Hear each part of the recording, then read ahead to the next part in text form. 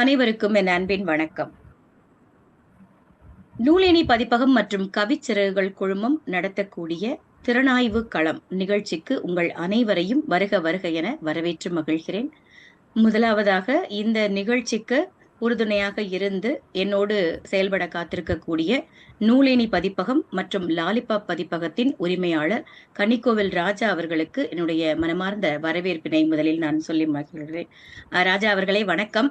அடுத்ததாக இன்றைக்கு இந்த நிகழ்ச்சியினுடைய காரணம் அதை முதல்ல சொல்லலாம். இது முதல் நிகழ்ச்சியா நாங்க தொடங்குறோம்.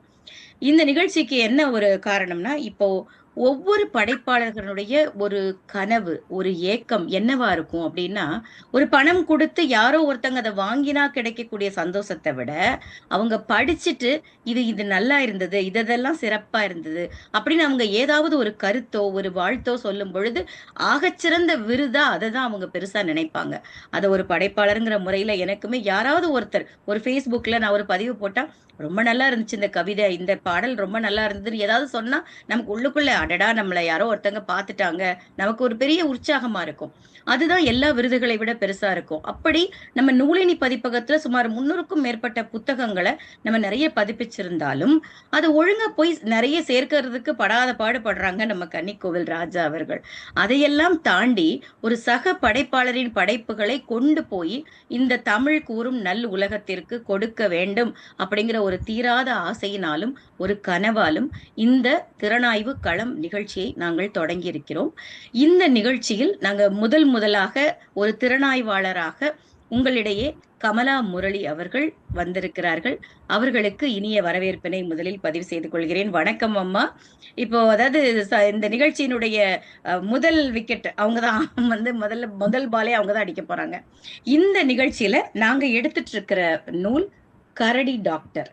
இந்த நூலோட சிறப்பு என்னன்னா, இதை எழுதுறது யாரு பாருங்க, நம்ம கன்னிக்கோவில் ராஜா அவர்கள். இந்த நூல் நிவேதிதா பதிப்பகம் வழியாக வெளியான நூல். இதுல ஒரு கிட்டத்தட்ட 25 கதைகளுக்கு மேல அவங்க எழுதியிருக்கிறாங்க. முதல்ல திறனாய்வாளருக்கு என்னுடைய அன்பான வணக்கமும் வரவேற்பையும் சொல்லிக்கொண்டு, அவர்கள் ஒரு சிறந்த எழுத்தாளர். அவர்களுடைய கதைகளாக இருக்கட்டும், ஒரு திறனாய்வாக இருக்கட்டும், எழுதிக்கிட்டே இருக்காங்க. அவங்க ஓய்வே இல்லாம உழைச்சிட்டு இருக்காங்க. அவங்க ஓய்வு பெற்றிருந்தாலும் தமிழுக்கு ஆற்றக்கூடிய தொண்டிலிருந்து அவர்கள் ஓய்வு பெறவில்லை அப்படின்னு தான் சொல்லணும். ஃபேஸ்புக்கை நீங்க திறந்து கமலா முரளின்னு அடிங்க, அவங்க தினம் ஓடிக்கிட்டே இருக்காங்க. ஏதாவது ஒரு படைப்பு ஏதோ ஒரு இதழ்ல வந்துகிட்டே இருக்கு. அவங்கள பார்த்து எங்களுக்கும் உற்சாகம் தொற்றிக் கொண்டது அப்படின்னு தான் சொல்லணும். அப்படி சிறப்புக்குரிய கமலா முரளி அவர்களை அன்போடு அழைக்கிறேன் இந்த கரடி டாக்டர் நூலை பற்றி திறனாய்வு செய்வதற்கு. வாங்கம்மா, வணக்கம். நூலேணி பதிப்பகம் மற்றும் கவிச்சிறகுகள் குழுமம் இணைந்து நடத்தும் திறனாய்வு களம் நிகழ்வில் பங்கு பெறுவதில் பெரும் மகிழ்ச்சி அடைகிறேன். இந்த திறனாய்வு களத்திலே எண்ணற்ற நூல்கள் தொடர்ந்து திறனாய்வு செய்யப்படும் என்பதில் எனக்கு மிகுந்த மகிழ்ச்சி. இந்த வாய்ப்பை எனக்கு நல்கியதற்கு எனது அன்பு தோழர்கள், தோழமைகள் ஆனந்தி அவர்களுக்கும் ராஜா அவர்களுக்கும், கவிச்சிறகுகள் குழுமத்துக்கும் நூலேணி பதிப்பக குழுமத்துக்கும் எனது நன்றியை முதற்கண் தெரிவித்துக் கொள்கிறேன். அன்புடன் ஆனந்தி, நெல்லை அன்புடன் ஆனந்தி. நெல்லை ஆனந்தி என்று போட்டாலே அன்புடன் ஆனந்தி என்று நாம் தெரிந்து கொள்ளலாம். நெல்லை அன்புடன் ஆனந்தி அவர்களை நான் பல வருடங்களாக முகநூலில் தொடர்ந்து வருகிறேன். எனது மாணவி இந்துமதி உமேஷ் அவர்களின் முகநூல் பதிவுகளை பார்த்தபோது அப்படியே இவர்களது முகநூல் பதிவுகளையும் தொடர்ந்து அவரது பன்முக ஆளுமை கண்டு மிகவும் வியக்கிறேன். எழுத்தாளரும் கவிஞரும் ஆன நெல்லை அன்புடன் ஆனந்தி தமிழை வளர்ப்பதிலும் இலக்கியத்தை பெரியோர் முதல் சிறுவர் வரை அனைவரிடமும் கொண்டு சேர்ப்பதில் தனிச்சிறப்புடன் செயல்படுகிறார். அவரது கவிதைகள், பாடல்கள், கட்டுரைகள் பல்வேறு இதழ்களில் வெளியாகி இருக்கின்றன. 15க்கும் மேற்பட்ட கவிதை நூல்கள் தன்முனை கவிதைகள் இதை எழுதியுள்ளார். இதை தவிர இவரது சிறார் கதைகள் மற்றும் சிறார் பாடல்கள் நூல்கள் மிகச் சிறப்பாக உள்ளன. 15க்கும் அதிகமான நூல்களுக்கு தொகுப்பாசிரியராக இருந்திருக்கிறார். தொகுப்பாசிரியராக பணியாற்றுவது என்பது கன்னிக்கோவில் ராஜா அவர்களும் நெல்லை அன்புடன் ஆனந்தியும் இணைந்து செயல்படுவது. ஒரு நூலை கூட இந்நாட்களில் மிக எளிதாக நாம் வெளிக்கொண்டு வந்து விடலாம். ஆனால் தொகுப்பு நூலை வெளிக்கொண்டு வருவதில் உள்ள சிரமங்களை கடந்து தொடர்ந்து தொகுப்பு நூல்களை வெளியிட்டு வருகின்றார்கள்.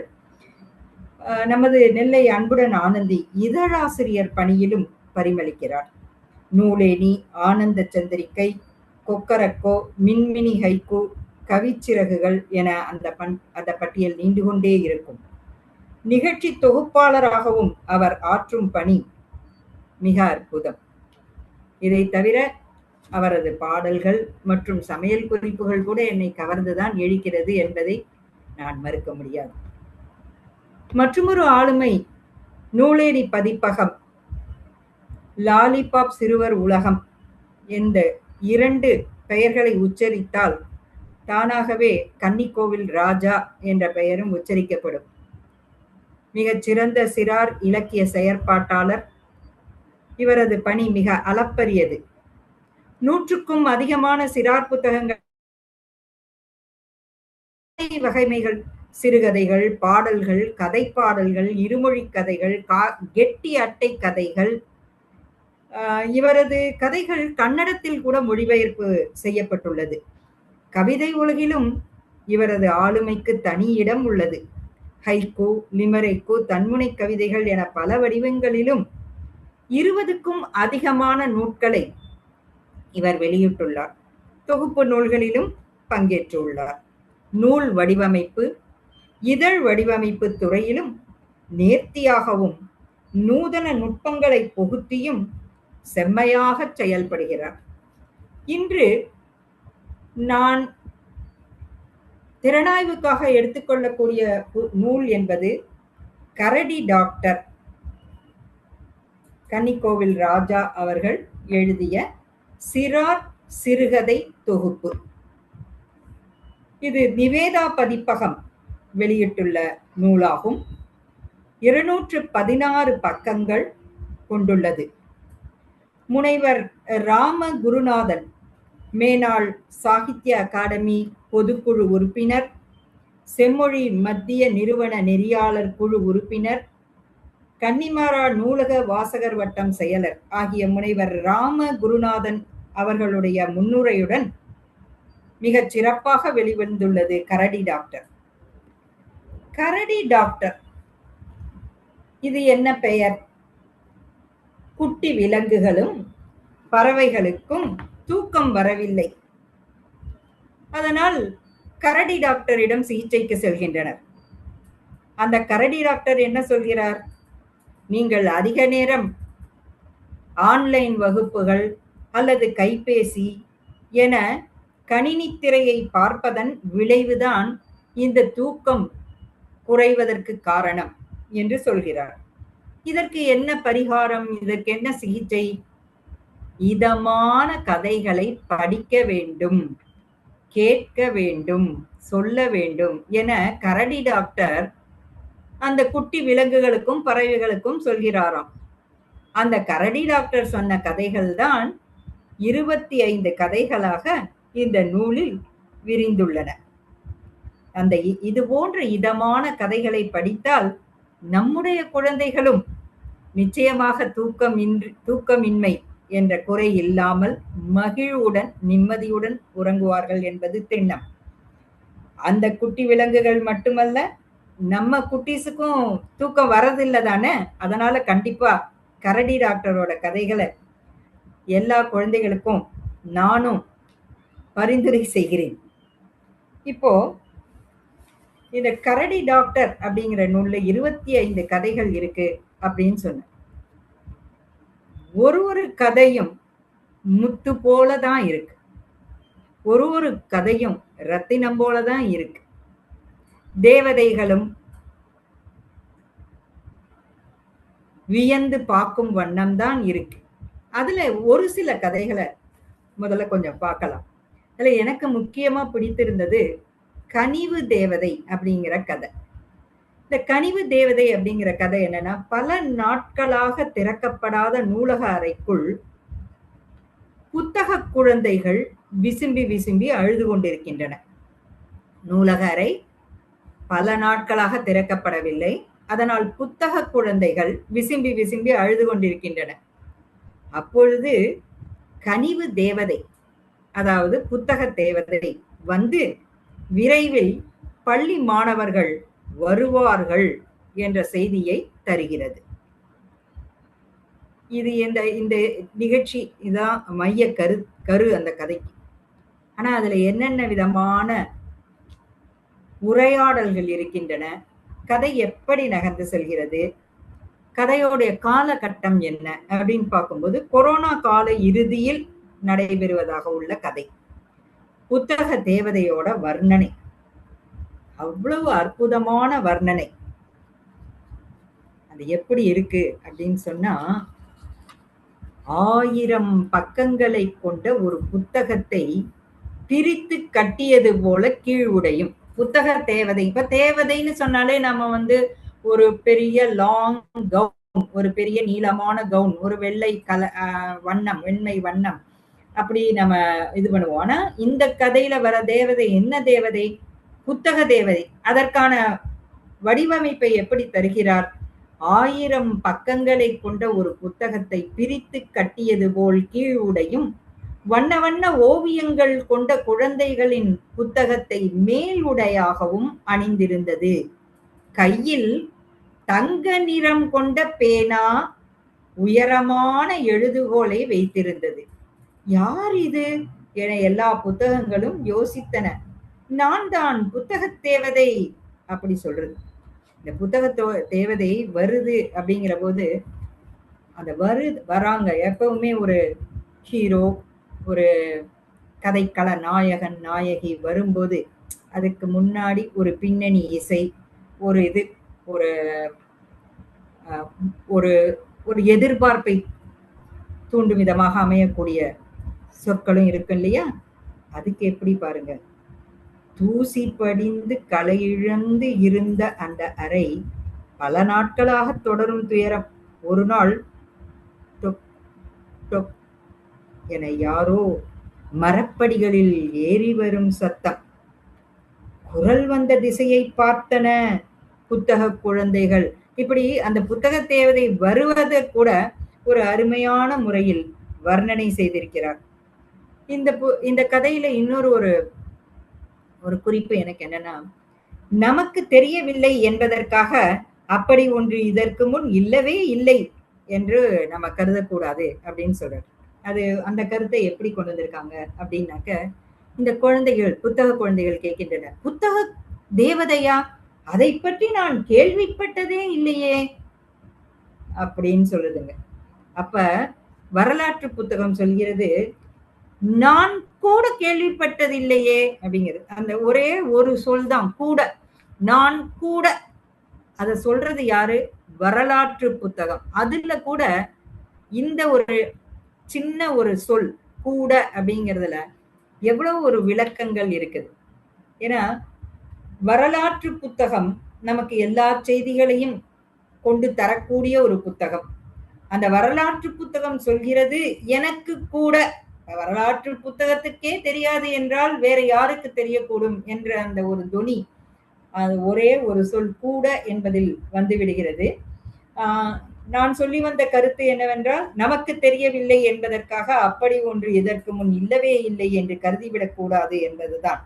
புத்தக தேவதை பற்றி நீங்கள் கேள்விப்பட்டதில்லை என்றால் அது பற்றி எதுவுமே இல்லை என்று நீங்கள் நினைக்க கூடாது என்று சொல்லும் தேவதை உண்மைதான். குழந்தைகளே, 2004 ஆண்டுக்கு முன்பு வரை சுனாமி என்ற சொல்லை தமிழகத்தில் யாரும் அறிந்திருக்க மாட்டார்கள்.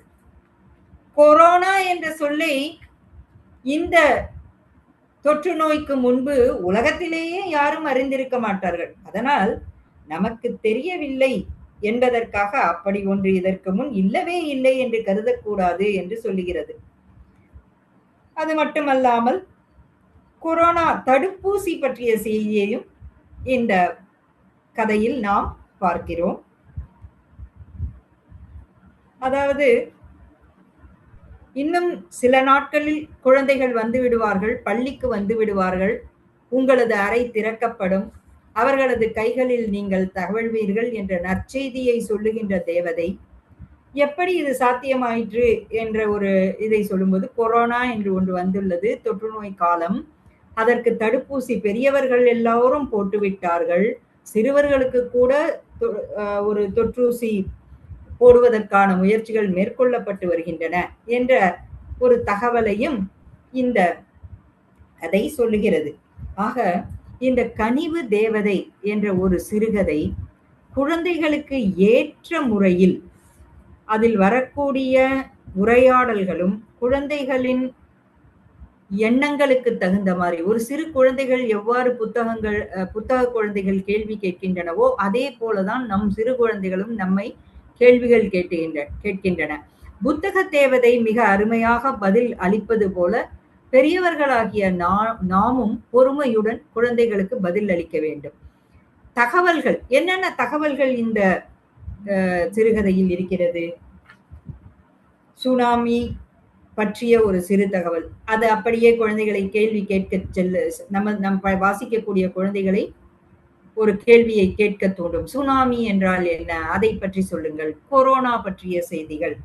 இதே போல தகவல்களை சிறிதளவு எடுத்து சொல்லி மேலதிக தகவல்களை வாசிக்கக்கூடிய குழந்தைகள் பெரியவர்களிடமிருந்தும் தங்களது தனிப்பட்ட தேடுதல்கள் வாயிலாகவும் தெரிந்து கொள்ளக்கூடிய வகையில் ஊக்குவிக்கிறது. இந்த செய்தி இந்த சிறுகதையில இந்த கொரோனா செய்தி பள்ளி நல்ல அழகா இருக்கு. சிறுவர்கள் பள்ளிக்கே செல்லவில்லை, அதனால் நூலகம் உபயோகப்படுத்தப்படவில்லை என்ற செய்திகள் இது வருகிறது. இப்போது நான் ஒரு ஆசிரியராக இருந்து நான் இருக்கும்போது சுனாமி பற்றிய கதைகளோ அல்லது கட்டுரைகளோ, எளிய முறையிலான கட்டுரைகளோ சிறுவர்களுக்கான பள்ளி பாட பகுதிகளில் இருந்தது இல்லை சுனாமிக்கு முன்னால். அதுபோல கொரோனா காலகட்டத்துக்கு பிறகு கண்டிப்பாக சிறுவர்களுக்கான கதைகளிலும் பாட நூல்களிலும் அதை பற்றிய எளிய கட்டுரைகள் இடம்பெறலாம், நல்ல கதைகளும் இடம்பெற வேண்டும். இந்த கனிவு தேவதை என்ற சிறுகதை பாட நூல்களில் சேர்க்க வேண்டிய ஒரு சிறப்பான சிறுகதை, சிறாருக்கான சிறுகதை. அந்த வகையில் மிகவும் அற்புதமான ஒரு கதை. அடுத்ததாக நான் வானில் பறந்த காகித கொக்குகள், இந்த கதையை பற்றி மிகச் சிறப்பாக சொல்ல விரும்புகிறேன். இது ஒரு நிஜமும் புனைவும் கலந்த ஒரு கதை. கதையில் மைய கருத்து என்ன இருக்கிறது? ஒரு சிறப்பு நிகழ்வு நடந்து கொண்டிருக்கிறது. 50க்கும் மேற்பட்ட குழந்தைகள் காகித கொக்குகள், பேப்பர் கிரேன்ஸ் அந்த முறைப்படி காகித கொக்குகள் செய்வதற்காக கூடியிருக்கின்றனர். ஒன்றல்ல, இரண்டல்ல, 1000க்கும் மேற்பட்ட காகித கொக்குகள் செய்ய போகிறார்கள். காகித கொக்கை எவ்வாறு செய்வது என மிகச் சிறப்பாக நிகழ்ச்சியை ஏற்பாடு செய்திருந்த ஒரு தன்னார்வலர் விவரிக்கிறார். அதற்கு பின்னால் வரிசையாக அமர்ந்திருக்கும் சிறார்கள் பல வண்ணங்கள் காகிதங்கள் அவர்களுக்கு தரப்படுகின்றன. அவர்கள் கொக்குகளை செய்ய ஆரம்பிக்கின்றனர். அவர்களை ஊக்குவிப்பதற்காக எழுச்சியூட்டும் பாடல்கள், இடையே சிற்றுண்டி, தண்ணீர், உற்சாக துள்ளல் கோஷங்கள், இவையெல்லாம் அவ்வப்போது அந்த தன்னார்வலர் குழுவினர் செய்து வருகின்றனர். அதிக அளவில் செய்தவர்க்கு 1000வது பேப்பர் கொக்கு செய்பவர்க்கு சிறப்பு பரிசுகள் உண்டு. ஒவ்வொரு குழந்தைக்கும், அங்கே பங்கேற்றிருக்கும் ஒவ்வொரு குழந்தைக்கும் சிறப்பு பரிசு உண்டு. அந்த சிறப்பு பரிசு எப்போது வழங்கப்படும் என்று தருவார்கள்? சசாகியின் நினைவு நாள் அன்று. யார் அந்த சசாகி? அந்த சிறுமியின் ஓவியமும் அங்கே வைக்கப்பட்டுள்ளது. அந்த சிறுமியின் ஓவியமும் அங்கே வைக்கப்பட்டுள்ளது. அந்த கதையே அந்த சிறுமியின் ஓவியம் அங்கே வைக்கப்பட்டுள்ளதை பிரஸ்தாபித்துத்தான் தொடங்குகிறது. அந்த வர்ணனையும் மிக அழகாகவே இருக்கும். அந்த ஓவியத்தில் சிறுமி கண்களை விரித்து பார்ப்பதைப் போலவும், 2 கைகளில் காகித கொக்குகளை ஏந்துவது போலவும், அவளைச் சுற்றி காகித கொக்குகள் பறப்பதைப் போலவும் வரையப்பட்டிருந்தன. அந்த ஓவியத்துக்கு கீழே பெரிய எழுத்துக்களில், நான் உங்களின் சிறகுகளில் அமைதியை எழுதுவேன், நீங்கள் உலகம் முழுவதும் பரப்புவீர்கள் என்று எழுதி, அதற்கு கீழே சடாகோ சசாகி என்று கையொப்பம் போட்டிருந்தது. நான் உங்கள் சிறகுகளில் அமைதியை எழுதுவேன், நீங்கள் உலகம் முழுதும் பரப்புவீர்கள். இது சடாகோ சசாகி என்ற பெயர் இந்த சிறுகதையில் 2 முறைதான் வருகிறது.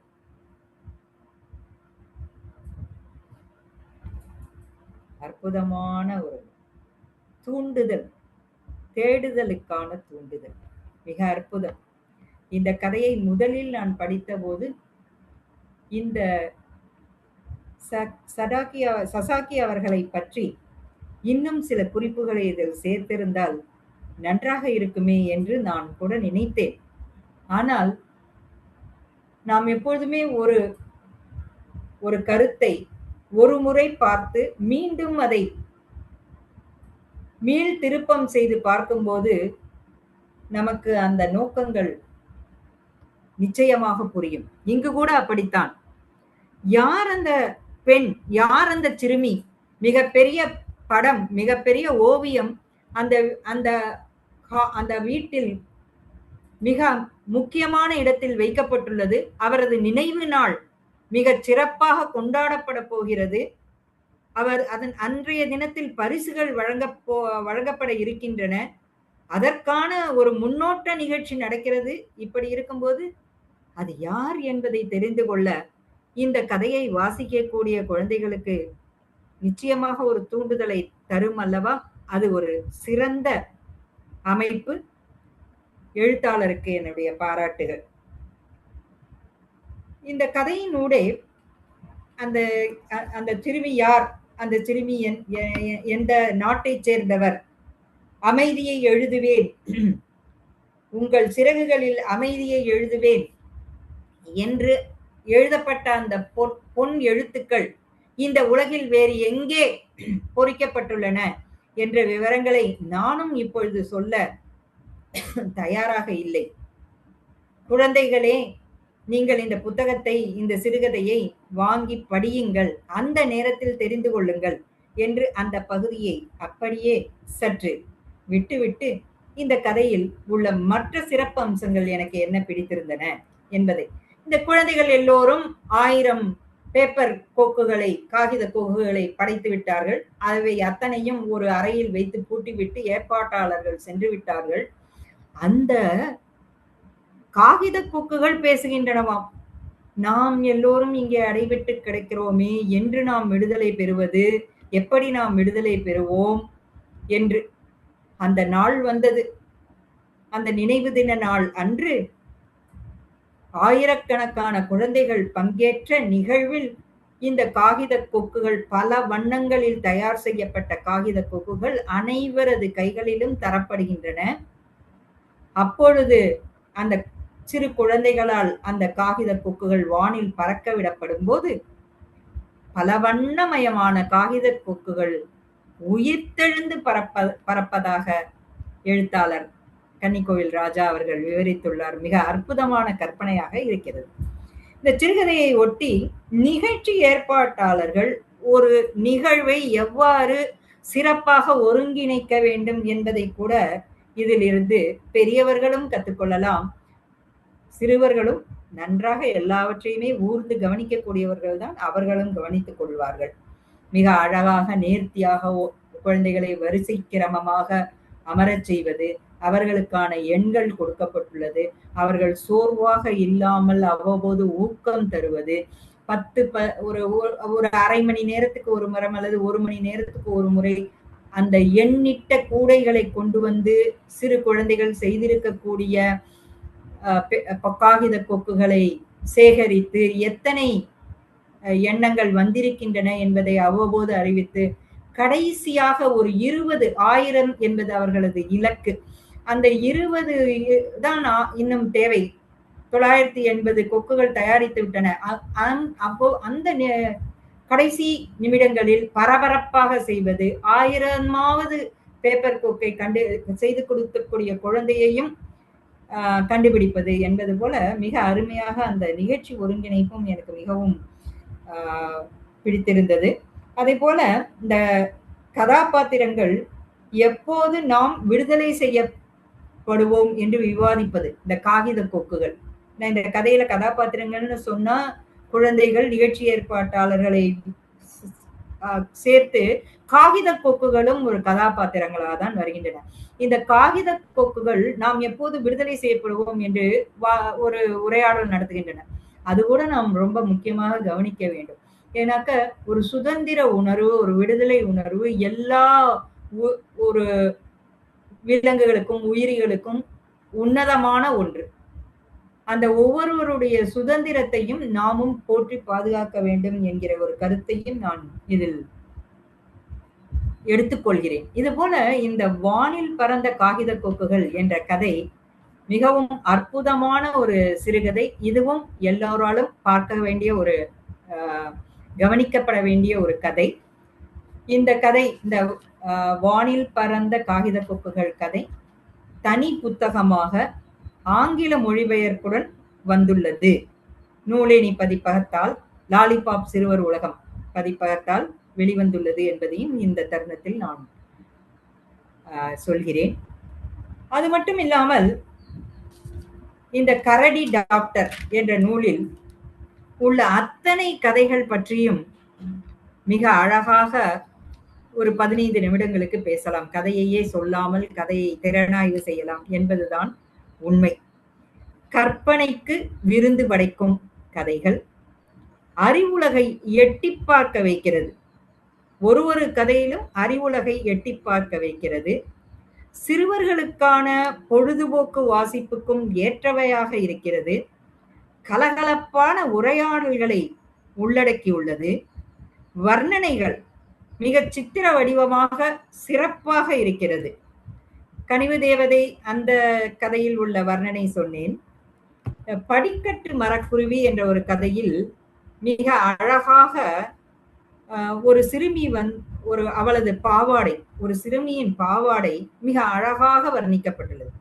அந்த பாவாடையின் கீழ்ப்பகுதியில் கடலும் மீன்களும், அதற்கு மேலே காடுகளும் விலங்குகளும், அதற்கு கொஞ்சம் மேலே பறவை வானம் என அவள் அணிந்திருந்த பாவாடையில் இடம் பெற்றுள்ளது. இது கதையின் 2வது பத்தியிலேயே வந்துவிடும். ஆனால் கதை செல்ல செல்ல அந்த பாவாடையில் உள்ள ஓவியங்கள் உயிர் பெற்று அப்படியே கடல், மீன்கள், வானம், ஆகாசம், பறவை, ஒரு அருமையான வர்ண சித்திரமாக இருக்கிறது. ஒரு முக்கியமான ஒரு அங்கம் நம்மளுடைய கரடி டாக்டர் சிறுகதையில வேல்யூ ஓரியன்டேஷன். அதாவது ஏதோ ஒரு நீதி, ஏதோ ஒரு சமூக கருத்து, நான் இந்த சமூக கருத்து சொல்றேன் கேட்டுக்கோங்க அப்படிங்கிற மாதிரி இல்லாம, உரையாடல்களோட ஊடே, ஒரு கதையின் போக்கினூடே மிக சிறப்பாக கலந்திருக்கிறது. மிக சிறப்பாக சிறுவர்களுக்கு சென்று சேர வேண்டிய கருத்துக்களை அந்த கதைகளின் ஊடே பொருத்தி இருக்கிறார் எழுத்தாளர் கன்னிக்கோவில் ராஜா. அது சமூக நீதியாக இருக்கலாம், சுற்றுச்சூழல் சார்ந்த ஒரு கருத்தாக இருக்கலாம், மோட்டிவேஷனல் எழுச்சியூட்டும் ஒரு கருத்தாக இருக்கலாம், திறன்களை, மனித பண்புகளை கூர்மையாக்கும் ஒரு கருத்தாக இருக்கலாம். அந்த கருத்துகளில் மட்டும் 1-2 சொல்ல எனக்கு ஒரு சந்தர்ப்பமாக இதை பயன்படுத்திக் கொள்கிறேன். முதல் கதையை எடுத்துக்கொண்டால் நேரமின்மை. நேர மேலாண்மை இத சொல்றாங்க. ஒரு ஆசிரியர் 2 மாணவர்கள் பேசிக்கொண்டே இருப்பார்கள். அந்த வகுப்பறை காட்சி கூட மிக மிக கலகலப்பாக இருக்கும். நகைச்சுவையும், நக்கலும், துள்ளலுமாக இருக்கும். 2 மாணவர்கள் வேறு ஏதோ அ ஓரிகாமி கற்றுக்கொண்டதை பற்றி பேசிக் கொண்டிருக்கிறார்கள். அப்போ வகுப்பு முழுவதும் கணிதம் பாடம் நடத்துவதை நிறுத்திவிட்டு அவர்களை கவனிக்கிறார் ஆசிரியர். வகுப்பு முழுவதும் கவனிக்கிறது. அப்பொழுது ஆசிரியர் சொல்கிறார், நீங்கள் நேரத்தை வீணாக்கி விட்டீர்கள். உங்கள் இருவர் நேரம் மட்டுமல்ல, இந்த வகுப்பில் உள்ள அத்தனை பேர் நேரத்தையும். இந்த நேர மேலாண்மை என்பது அபியின் இரும்பு தோழி என்ற கதையில் தோல்வி, வெற்றி, நேர்மறை, எதிர்மறை கருத்துகள் நம்மை சுற்றி எப்போதும் இருக்கும். அதையெல்லாம் கடந்து கேலி செய்வோர் முன் சிறப்புற செயலாற்ற வேண்டும் என்ற கருத்தை கதையினூடே சொல்லியிருப்பார். அதுபோல ஒரு அரசவாள் குருவி என்ற கதையில் இலக்கை அடைய முயற்சிக்க எப்படி நடத்த வேண்டும் என்று மிக அழகாக சொல்லியிருப்பார். இதுபோல பூங்கா தேவதை என்ற கதையில் தூய்மை எவ்வாறு முக்கியம் என ஒவ்வொரு கதையையும் எடுத்துக்கொண்டால் அதில் ஒரு கருத்து இருக்கத்தான் இருக்கிறது. இது போல நிகழ்ச்சிகள் இருந்தால் மீண்டும் மீண்டும் இந்த கரடி டாக்டர் நூலையே கூட திறனாய்வு செய்யலாம். அத்துணை கருத்துகள் அதில் உள்ளன. எல்லோரும் வாங்கி படிக்க வேண்டிய மிகச் சிறப்பான நூல் கரடி டாக்டர். நிவேதா பதிப்பகம் வெளியீட்டில் கன்னிக்கோவில் ராஜா அவர்கள் எழுதிய நூல். அனைவரும் வாங்கி படித்து பயன்பெறுங்கள். சிறப்பு, சிறப்பு, சிறப்பு. அதாவது சொல்லுவாங்க பெரியவங்க, "ஒரு பானை சோற்றுக்கு ஒரு சோறு பதம் பார்ப்பார்களாம்." இங்கே 25 கதைகளுக்கு 2 கதைகளை பதம் பார்த்து விட்டீர்கள் நீங்க. 2 கதைகளை அழகாக எடுத்து முழுமையாக, அதுவும் முதல் கதையில நீங்க சொல்லும்போது அந்த கூட அந்த வரலாற்று தேவதைக்கு கூட தெரியல. அந்த வரலாற்று நூலுக்கு கூட எனக்கு கூட தெரியல. ஏன்னா, இந்த உலகத்துல இருக்க ஒட்டுமொத்த தகவல்களையும் சேர்த்து வைக்கக்கூடிய அந்த வரலாற்றுக்கே தெரியாத ஒரு விஷயம் அப்படின்னு ரொம்ப அழகா நீங்க அத எடுத்து அது என்னன்னா, அத கவனிச்சு நீங்க சொன்னீங்க. அதுதான் ரொம்ப முக்கியம். இதுதான் இந்த இந்த ஒரே ஒரு நோக்கத்துக்காக தான் இந்த நிகழ்ச்சிய நம்ம ஏற்பாடு பண்ணது.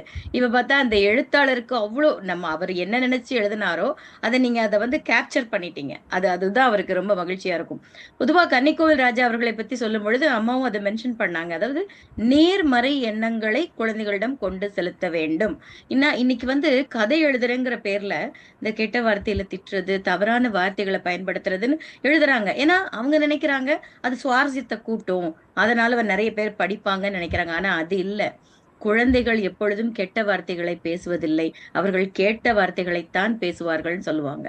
அதனால இந்த நூல்கள் எல்லாம் ரொம்ப முக்கியம். அதே மாதிரி உட்கார வச்சு நான் உனக்கு ஒரு கருத்து சொல்றேன், நான் உனக்கு ஒரு மாரல் சொல்றேன்னு உட்கார்ந்து சொன்னோம்னா எந்த குழந்தையும் கேட்காது. அதுதான் நிதர்சனமான உண்மை. அந்த விதத்தை ரொம்ப அழகா கன்னிக்கோவில் ராஜா அவர்கள் கையாளுவார்கள். எந்த ஒரு கதையிலையுமே இந்த கதையின் நீதியாவது அப்படின்னு சொல்லவே மாட்டாங்க. அந்த கதையின் ஊடாக அது ஒரு ஊடு பொருளாக அது இருக்கும். அத குழந்தைகளே புரிந்து கொள்வார்கள். அம்மா சொன்ன மாதிரி கொரோனா பத்திய தகவல்கள், நிறைய விஷயங்கள். இப்போ விதவிதமான பறவைகள் பத்தி, பூச்சி பத்தி எல்லாம் சொல்லியிருப்பாரு. அந்த பூச்சி இந்த பூச்சின்னு எழுதியிருப்பாரு சில கதைகள்ல. நமக்கே தெரியாது, பெரியவங்களுக்கே அது தெரியாதுன்னா அப்ப குழந்தைகளுக்கு ஒரு பொக்கிசமாக இதெல்லாம் நீங்க சொன்ன மாதிரி இதெல்லாம் அரசு, அது அரசு மட்டும் இல்ல, எல்லா பள்ளிகளிலும் ஒரு பாடத்திட்டமாகவே இந்த கனிவு தேவதை எல்லாம் சேர்க்கலாம் அப்படின்னு நீங்க சொன்னது அவருக்கு கிடைச்ச ஒரு உயரிய விருதாக நானும் இதை பார்க்கிறேன். மிகச் சிறப்பான ஒரு திறனாய்வு. முதல் நிகழ்வே கலக்கிட்டீங்க போங்க. இந்த நேரத்துல ஒண்ணு சொல்லியே ஆகணும். நம்ம கமலா முரளி அம்மா தான் அதை ஆங்கிலத்தில் மொழிபெயர்த்த பெருமைக்குரியவர். அவங்க சொன்னாங்க இல்லையா, நிறைய ராஜா சாரோட கதைகளை ஆங்கிலத்துல அவங்கதான் மொழிபெயர்க்கிறாங்க. இன்னும் வரக்கூடிய காலங்களில் நம்ம லாலிபாப் கதைகளாக இருக்கட்டும், மத்த ஏதாவது முக்கியமான விஷயங்கள் எல்லாமே அவர்கள் தொடர்ந்து மொழிபெயர்க்க சித்தமாக இருக்கிறார்கள். அந்த ஒரு மகிழ்ச்சியான செய்தியையும் நாங்க இங்க பகிர்ந்துக்கிறதுல பெருமைப்படுறோம். நன்றிமா, மிக்க நன்றி. இப்போ நூல் ஆசிரியருக்கான நேரம். அவர் ஒரு சிறப்புரை வழங்க அவரை அழைக்கிறேன். வாருங்கள் கன்னிக்கோவில் ராஜா அவர்களே. வணக்கம். வணக்கம் வணக்கம். ரொம்ப மகிழ்ச்சியாகவும் ரொம்ப நெகிழ்ச்சியாகவும் இருக்கு. ஒரு எழுத்தாளருக்கு கிடைக்கக்கூடிய அங்கீகாரம் அப்படின்றது அந்த புத்தகம், அந்த எழுதக்கூடிய படைப்புகள் போய் சேர்றவங்களுக்கு சேரணும். அதை படிக்கிறவங்க இது என்ன கதை எழுதிட்டீங்க நீங்க அப்படின்னு சொல்லாம, இதுல நான் இந்த விஷயம்லாம் தெரிஞ்சுக்கிட்டேன், இது மூலிமா எனக்கு ஒரு நிறைய செய்திகள் தெரிஞ்சது, இதை நான் என்னுடைய குழந்தைகளுக்கோ எனக்கு தெரிஞ்ச பசங்களுக்கு சொல்றதுல நான் ரொம்ப மகிழ்ச்சி அடைகிறேன் அப்படின்னு சொல்றது தான் இந்த ஒரு எழுத்தாளருக்கான ஒரு மதிப்பீடா நான் நினைக்கிறேன். ஒரு விருதுன்றதும் அந்த அடிப்படையில் தான் நமக்கு வருது. ஒரு சிறப்பான புத்தகங்களுக்கு தான் நமக்கு இங்க விருது கிடைக்கும். அந்த மாதிரி இந்த இந்த இந்த நேரத்துல வந்து இந்த கரடி டாக்டர் இந்த எழுதக்கூடிய காலகட்டம் என்னன்னா, ஒரு குழந்தைகளுக்கு என்னென்ன புத்தகங்கள் கொடுத்தா சரியா இருக்கும், அதாவது தலைப்புகள்ல வந்து அந்த குழந்தைகளை நம்ம ஈர்க்கணும் அப்படின்றதுல நான் கொஞ்சம் கவனமா இருப்பேன். அந்த மாதிரி வந்து குழந்தைகளுக்கு டாக்டர்னா பிடிக்காது, ஏன்னா ஊசி போடுவாரு அப்படின்ற ஒரு பயம் வந்துக்கும். ஆனா கரடின்ற விஷயம் வந்து அவங்களுக்கு ரொம்ப பிடிக்கும். ஏன்னா டெடி பேர் அப்படின்ற பேர்ல கரடிகளை வந்து அவங்க ரொம்ப விரும்புறாங்க. எல்லா நாடுகள்லயும் குழந்தைகள் வந்து கரடி ரொம்ப விரும்புறாங்க. அப்போ வந்து அவங்களுக்கு பிடிச்ச அந்த டெடி பேர் வந்து டாக்டரா மாறிச்சுன்னா எப்படி இருக்கும்னு ஒரு கற்பனையில தான் இந்த புத்தகம் உருவானது. இந்த புத்தகத்துக்கு சிறப்பான ஒரு அங்கீகாரத்தை கொடுத்தது நிவேதா பதிப்பகம், தேவகி ராமலிங்கம் அவர்களுக்கு நான் இந்த நேரத்தில் நன்றி சொல்லிக்க கடமைப்பட்டிருக்கிறேன். அதே மாதிரி இந்த புத்தகத்தை வந்து ரொம்ப அழகான ஒரு அணிந்துரையோடு கொண்டு சேர்த்தவர் வந்து நம்ம ராம குருநாதன் அவர்கள், பேராசிரியர். அவர் சொன்னாரு இந்த புத்தகம் வந்து ரொம்ப சிறப்பா இருக்கு. நான் நிறைய குழந்தைகளுக்கான புத்தகங்கள் படிக்கிறேன், ஆனாலும் கூட அவர்கிட்ட ஒரு விஷயம், நல்ல விஷயம் என்னன்னா, எதுவுமே சரியா சொல்லிடுவார்.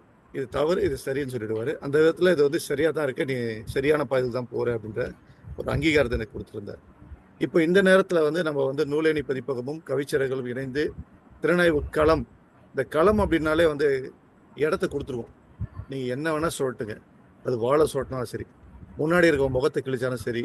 அதாவது முகத்தை கிழிக்கிறது அப்படின்றது வந்து எழுத்தாளர்களுடைய செயல்பாடுகள். நீங்க இதை சரியா எழுதியிருக்கீங்க, இல்லை சரியா எழுதலை, இது நீங்க இன்னும் கூட்டியிருக்கலாம், இதுல கொஞ்சம் நீங்க குறைச்சிட்டீங்க, இப்படின்ற ஒரு விஷயத்தை தான் அவங்க சொல்றது. அந்த சொல்லும் போது அந்த வாள், இந்த சொல் வாள் வந்து நம்மளை கிழிச்சாலும் இந்த சமூகத்துக்கு பயன்படும் அப்படின்றதான் நாங்கள் இந்த கருத்தை தான் நானும் கவிஞர் நெல்லை அன்புடு ஆனந்தியும் சேர்ந்து இந்த களத்தை உருவாக்கணும். இந்த களத்தில் முதல் நூலாக வந்து எங்களோட நூலை வைக்கிறதுக்கு காரணம் என்னன்னா, நம்ம நூலேணி பதிப்பகத்திலையும் லாலிபாப் பதிப்பகத்திலையும் நிறைய நிறைய நிறைய எழுத்தாளர்கள் புத்தகங்களை கொண்டு வந்து சேர்த்துட்டே இருக்காங்க. அவங்களுக்கான ஒரு அங்கீகாரம் அப்படின்றது வந்து கொடுக்கவே முடியல. தமிழ் சூழலில் புத்தகங்களுக்கான அங்கீகாரம் ரொம்ப ரொம்ப குறைவாக இருக்கு. எங்களால் முடிந்த ஒரு சின்ன முயற்சி தான் இந்த திறனாய்வு களம். இந்த முதல் வாரம் இந்த புத்தகம்னா, அடுத்தடுத்த வாரங்களில் வேற வேற கவிஞர்களுடைய புத்தகங்களை வேற வேற திறனாய்வாளர்கள் இதை செய்ய காத்திருக்கிறாங்க. அது உண்மையிலே பாராட்டுக்குரியதாக இருக்கும், அந்த எழுத்தாளருக்கு மதிப்பு கூடுதலாக இருக்கும். அதுக்காக தான் அந்த வேலைகளை செய்கிறோம். இந்த புத்தகத்தை முழுசாக இவங்க படிச்சிருக்காங்க அப்படின்றதுக்கு ஆதாரம் என்னன்னா, இதில் இருக்கிற எல்லா கதைகளுமே அவங்க ஆங்கிலத்திலையும் மொழிபெயர்த்திருக்கிறாங்க. இரண்டாவது, ஒரு புத்தகத்தில் ஒரு சில கதைகள் வந்து சுமாராக தான் இருக்கும், ஒரு சில கதைகள் சுறுசுறுப்பாக இருக்கும், ஒரு சில கதைகள் நமக்கு வந்து எப்படி இப்படி எழுதியிருக்காரு அப்படின்னு சொல்ல தோணும்.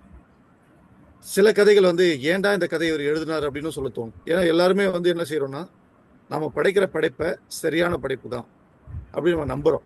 அதனால அந்த படைப்புகளை நம்ம புத்தகமாக கொண்டு வரதுக்கான முயற்சிகளை செய்யறோம். மற்றொரு பார்வையில் அது சரியில்லைன்னா கூட நம்ம பார்வையில் அது சரியா இருக்கு அப்படின்னு நம்புறோம். அப்படிதான் என்னுடைய கதைகளை நான் வந்து இந்த புத்தகங்களை கொண்டு வந்திருக்கேன். ஆனாலும் கூட இப்போ அவங்க சொல்லும் போது இந்த கதைகள் எழுதப்பட்ட காலம் வந்து இவங்கள சொல்லிட்டாங்க கொரோனா காலம்னு சொல்லிட்டு, கிட்டத்தட்ட நம்ம அதுக்கப்புறம் தாண்டி வந்துட்டோம். நம்ம வந்து தாண்டி வந்ததுக்கப்புறம் இந்த புத்தகத்தை நான் படிக்கவே இல்லை. இப்போ அவங்க சொல்லும் போது இந்த மாதிரி கதைகள் நாம தான் எழுதியிருக்கோமா அப்படின்ற ஒரு எண்ணத்தை அவங்க தூண்டுற மாதிரி இருந்துச்சு. இந்த மாதிரி நம்ம எழுதியிருக்கோமா. ஏன்னா அந்த பாவாடை சிறுமின்ற ஒரு கதை வந்து எனக்கு ரொம்ப பிடிச்ச கதை தான். அது வந்து என்னோட சின்ன பாப்பா அப்பதான் வந்து அவங்க குழந்தையா இருந்த காலகட்டம். அவங்க முதல்ல பாவாடை அணிகிற காலகட்டத்தில் சும்மா ஒரு கற்பனையா வெறும் பாவாடை தான் அணிந்திருந்தாங்க. நானா கற்பனையா சொன்ன அந்த விஷயத்தை தான் அந்த கதையா மாத்திருப்பேன். இந்த உலகத்துக்கு வந்து உலகமே அழிஞ்சா கூட ஒரு செடி நட்டுட்டா பூமி திரும்பவும் வந்து மறு சுழற்சியில் ஏற்பட்டுரும் அப்படின்ற ஒரு நம்பிக்கை எனக்கு இன்னும் உண்டு. நான் அடிக்கடி ஒரு கேள்வி கேட்பேன் நண்பர்களை பார்த்து, கடைசி மழைத்துளியை சுவைக்கக்கூடிய மனிதன் யார் அப்படின்னு கேட்பேன். அது ரொம்ப வருத்தமான செய்தியாக தான் நான் இப்போ பகிர்வு செய்கிறேன். ஏன்னா இப்போவே உங்களுக்கு தெரியும், இப்போ தமிழகத்தை பொறுத்த வரைக்கும் மே மாதங்களில் தான் நமக்கு வெயில் வந்து தாக்கம் அதிகமாக இருக்கும். ஆனால் இப்போ வந்து பார்த்தீங்கன்னா பிப்ரவரி இறுதியிலேயே வந்து வெயில் தாக்கம் அதிகமாகிடுச்சு. பல்வேறு காரணங்கள் இருந்தால் கூட எழுத்தாளனாக இருக்கக்கூடியவங்க நம்ம செய்ய வேண்டிய காரணம் என்னன்னா, நம்ம எழுத்துக்களில் குழந்தைகளுடைய உணர்வுகளை தூண்ட வேண்டும். தூண்டுறதுன்னா ஒரு போய் அறிவுரை சொல்றது கிடையாது, அவங்களுடைய வாழ்க்கையில இயல்பா நடக்கக்கூடிய விஷயங்கள். எனக்கு வந்து காலையில எழுந்தா நான் வந்து தொலைக்காட்சி பார்ப்பேன், நான் வந்து இதை செய்வேன் அதை செய்வேன்னு சொல்ற குழந்தைங்க, நான் என்னுடைய பிறந்த நாள்ல ஒரு மரக்கன்றை நடுவேன், அந்த மரக்கன்றை நட்டு ஒரு மரமாக்குவேன் அப்படின்ற எண்ணத்தை அவங்களுக்கு வந்து உணர்வு ரீதியா நம்ம ஊட்டிட்டோம்னாலே இந்த பிரபஞ்சம் நமக்கான வேலைகளை நம்ம செய்ய ஆரம்பிச்சிடும், அந்த செல்களை புதுப்பிச்சுக்கும். அதுக்கு வந்து இந்த மாதிரியான புத்தகங்கள் ரொம்ப ரொம்ப சுறுசுறுப்பாக இயங்கக்கூடிய அளவுக்கு செய்யும் அப்படின்றத நான் நம்புகிறேன். ஒரு எழுத்தாளனுடைய கடமையாக தான் நினைக்கிறேன். இப்போ திறனாய்வு பார்வையில் நம்ம பார்க்கும்போது இவங்க வந்து நிறைகள் மட்டும் தான் சொல்லியிருந்தாங்க. இதில் சில குறைகளும் இருந்திருக்கலாம், நிச்சயமாக இருந்திருக்கும். அதெல்லாம் களையப்படணும் அப்படின்னா இந்த மாதிரி திறனாய்வு களங்கள் நிச்சயமாக தேவைப்படுது. நம்ம எழுதுகிற எல்லா கதைகளுமே நம்ம நண்பர்களுக்கு கொடுக்குறோம். நம்ம நண்பர்கள் நமக்காக ஒரு முகஸ்துதியாக கூட சில நேரத்தில் சொல்லலாம், நல்லா இருக்குங்க, கதை ரொம்ப நல்லா இருந்துச்சு, புத்தகம் ரொம்ப நல்லா இருந்துச்சு. ஆனால் திறனாய்வு அப்படி கிடையாது. திறனாய்வு என்பது ப்ளஸ்ஸையும் சொல்லணும், மைனஸும் சொல்லணும் அப்படின்றது தான் திறனாய்வு. எதுக்காக நம்ம திறனாய்வு களத்தை உருவாக்கியிருக்கோம் அப்படின்னா, இதில் நமக்கே தெரியாமல் நாம் சில நேரங்களில் தவறுகளை இழைச்சிருக்கோம். இப்போ ஏற்கனவே ஆனந்தி சொன்ன மாதிரி சில கெட்ட வார்த்தைகளை நம்ம போடுறோம்.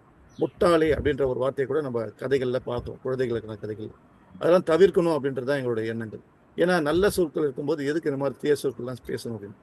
நம்ம வீட்டில் வந்து தெரியாதனமாக குழந்தைகளை திட்டுறோம், அது செய்தி வேறு. ஆனால் கதைகள் அப்படி இருக்கக்கூடாது அப்படின்றத நான் கொஞ்சம் கவனமாக இருக்கிறேன். முடிஞ்ச அளவுக்கு கவனமாக இருக்கிறோம். தப்பி தவறி வந்தால் கூட அதை வந்து நீக்கிறதுக்கு நாங்கள் தயாராக இருக்கிறோம். அப்படி ஏதாவது இந்த புத்தகங்களில் வந்திருந்தாலும் அதை நாங்கள் நீங்கள் சொல்லும்போது அதை நீக்கிறதுக்கு நாங்கள் தலை வணங்குறோம். ஏன்னா நமக்கு தெரியாமலே சில நேரங்களில் வந்துடும். அந்த விதத்தில் இன்னைக்கு திறனாய்வு களம் வந்து ரொம்ப ரொம்ப மகிழ்ச்சியாக நெகிழ்ச்சியாக இருந்தது. என்ன காரணம் அப்படின்னா, ஒரு கதை எப்படி அமைக்கப்பட்டிருக்கு, இந்த கதைகள் என்ன சொல்லப்பட்டிருக்கு அப்படின்றத அறுகோண வடிவில் அவங்க வந்து தெளிவாக்கியிருக்காங்க. இப்போ சடோகு கதைகள்லையும் சரி, சடோகுனா யாருன்றது இந்த குழந்தைங்க தெரிஞ்சுக்கிட்டோம் அப்படின்னு சொல்கிறாங்க. உண்மையில் அது பாராட்டுக்குரியது. ஏன்னா இப்போ தமிழ்நாடு அரசாங்கம் இந்த சடோகு பற்றியான ஒரு விஷயத்த பாடநூலில் கொண்டு வந்திருக்கிறாங்க. சமீபத்தில் பாடநூலில் வந்திருக்கு அப்படின்றதுல உண்மை. நாங்கள் பல ஆண்டுகளாக அதை நினச்சிட்டு இருந்தோம், பாடநூலில் வரணும். ஏன்னா உலகளவில் ஏற்படக்கூடிய இன்றைக்கும் பார்த்தீங்கன்னா நமக்கு போர் சூழலில் தான் நம்ம வாழ்ந்துட்டுருக்கோம். அப்போ இந்த காலத்தில் இப்படி இருந்தால் அந்த காலத்தில் எந்த மாதிரியான பயங்கள் இருந்திருக்கும் அப்படின்றத இந்த சடோகு வாழ்க்கை நிரூபிக்குது. இன்னொன்று வந்து நூலகங்களுக்கு குழந்தைகள் ஏன் போகணும், போனால் என்ன நன்மைகள் கிடைக்கும்ன்றது தான் அந்த அந்த புத்தக தேவதை கதை சொல்லப்பட்டிருக்குது. வர்ணனைகள் தாண்டி அந்த குழந்தைகளை ஈர்க்கக்கூடிய விஷயமா தான் நம்ம இதை கருதணும். இந்த விதத்தில் எழுத்தாளர் கமலா முரளி அவர்கள் வந்து இந்த நூலை, அதாவது கரடி டாக்டர் வந்து ரொம்ப அழகாக திறனாய்வு செஞ்சுருந்தாங்க. அதுக்கான களத்தை அவங்க சிறப்பாக செஞ்சுருந்தாங்க. இந்த நூலில் எல்லா கதையும் சொல்லணும்னு அப்படின்னு ஆசைப்பட்டிருந்தா கூட இந்த கதைகள் சொல்லும் போதே இந்த கதைகள் சொல்லியிருக்காங்க, அப்போ இது என்ன வேற கதைகள் இன்னும் நல்லா இருக்கும் அப்படின்றத தூண்டும் விதமாக இவங்களுடைய திறனாய்வு அமைஞ்சிருந்தது அப்படின்னு தான் நான் சொல்லணும். எனக்கு என்ன ஒரே ஒரு வார்த்தைனா, என்னுடைய தவறுகளையும் இதை சுட்டி காட்டியிருந்தா அடுத்தடுத்த நூல்களில் நான் வந்து இன்னும் செயல்பாடுகளுக்கு அதிகமாக இருக்கும். இந்த களத்தில் தான் சொல்லணும் அப்படின்றதுலாம் ஒன்றும் இல்லை. களத்தை தாண்டி தனிப்பட்ட முறையில் கூட நீங்கள் இந்த தவறுகள் ஏதாவது இருந்திருந்தால் நீங்கள் நிச்சயமாக சொல்லும்போது ஒவ்வொரு எழுத்தாளரும் தங்களை திருத்திக் கொள்ள கண்டிப்பாக கடமைப்பட்டிருப்பாங்க நான் நினைக்கிறேன். இந்த விதத்தில் நூலேணி பதிப்பகமும் கவிச்சிறர்களும் இணைந்து நடத்திய திறனாய்வு களம் கரடி டாக்டர் நூல் ரொம்ப அழகாகவே சிறப்பாகவே திறனாய்வு செய்யப்பட்டிருக்கு அப்படின்னு நான் நம்புகிறேன். இந்த நூல் குழந்தைகளுக்கு மட்டும் இல்லாமல் பெரியவர்களுக்கும் பிடிச்சிருக்கு அப்படின்றத ஒரு ஆசிரியர்கள் வாய்மொழியில் நான் அதை தெரிஞ்சுக்கிட்டேன். இன்னும் நான் அதிக படைப்புகள் படைப்பிருக்குது. இந்த திறனாய்வு களம் எனக்கு பெரும் உறுதுணையாக இருந்தது. இதற்கு சிறப்பான ஏற்பாடுகளை செய்திருந்த கவிஞர் நெல்லை அன்புடன் ஆனதற்கு மீண்டும் நன்றி சொல்லிக்க கடமைப்பட்டிருக்கேன்.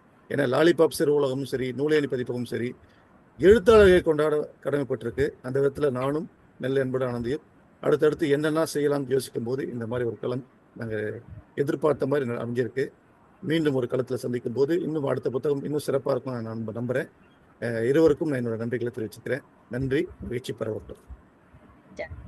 மிக சிறப்பு. ரொம்ப அழகா சொன்னீங்க. குறை இருந்தாலும் சொல்லிருங்க, நாங்க திருத்திக்கிறோம் அப்படின்னு. அதையும் நாங்க போக போக, அதாவது அம்மா சொல்றா, அது அவங்களே சொல்லிட்டாங்க, இது ஒண்ணு நிறைகள் மட்டும்தான் இருக்கு ராஜா அப்படின்னு சொல்லாம சொல்லிட்டாங்க. அந்த அளவிற்கு. ஆமா, கண்டிப்பா. அதனால நிறைவாக, மனதிற்கு நிறைவான ஒரு திறனாய்வு களமாக நான் இதை பார்க்கிறேன். மீண்டும் அனைவருக்காகவும் ஏதோ கரடி டாக்டர் இன்று திறனாய்வு செய்யப்பட்ட நூல் எழுத்தாளர் கன்னிக்கோவில் ராஜா அவர்களுக்கும் மற்றும் இந்த நூலினை வெகு சிறப்பாக திறனாய்வு செய்த நம்முடைய கமலா முரளி, எழுத்தாளர் கமலா முரளி அம்மையார் அவர்களுக்கும் என்னுடைய மனமார்ந்த நன்றிகளையும் வாழ்த்துகளையும் சொல்லி, இப்படி தொடர்ந்து ஒவ்வொரு வாரமும் நாம் ஒரு எழுத்தாளரின் படைப்பை எடுத்துக்கொண்டு திறனாய்வு செய்வோம் என்று சொல்லி, அடுத்த நிகழ்வில் உங்களை சந்திக்கும் வரை உங்களிடமிருந்து விடைபெறுவது நெல்லை அன்புடன் ஆனந்தி. வாசிப்போம், வாசிப்பை நேசிப்போம். நன்றி.